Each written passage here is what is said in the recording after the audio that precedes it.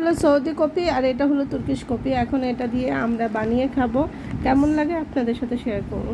গরুর মাংস দিয়ে তারপরে রুটি খাচ্ছি সকালবেলা আমরা।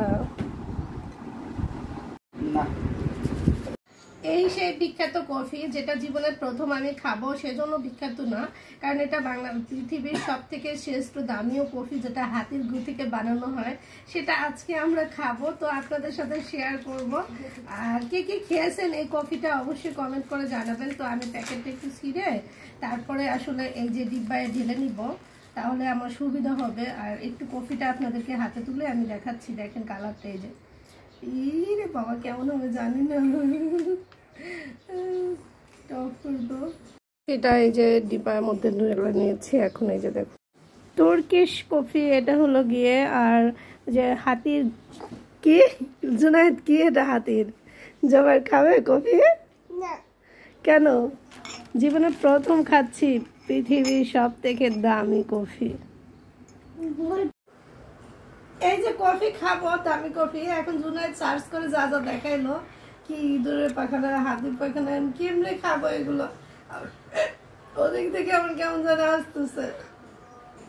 আম্মু খাও খাও, সমস্যা নাই, কফি তো কফি, তুর্কিশ কফি।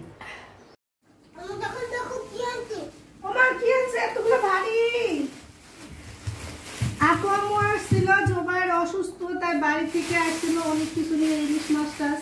তো আব্বু আবার বাড়িতে চলে গেছিল, এখন আবার আজকে চলে যাবে, আসছিল পরশুদিন।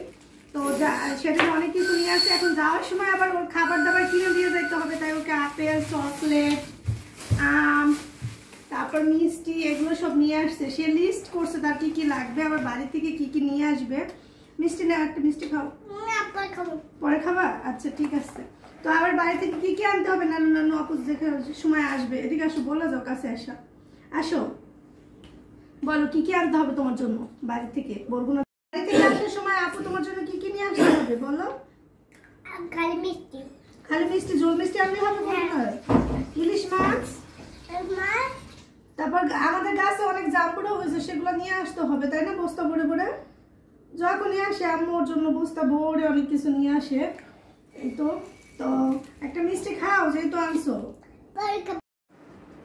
এখান থেকে একটা 3 পিস আমার বিজনেস থেকে দিচ্ছিলাম। এটা আমি আমার একটা স্বাস্থ্য বোনকে গিফট করে দেবো বাড়িতে। আসলে তার 3 পিস চাইছিল আমার কাছে, তো আমি তাকে এমনি দিয়ে দিব যে আপু 3 পিস নাও, এটা বাড়িতে দিয়ে দিও।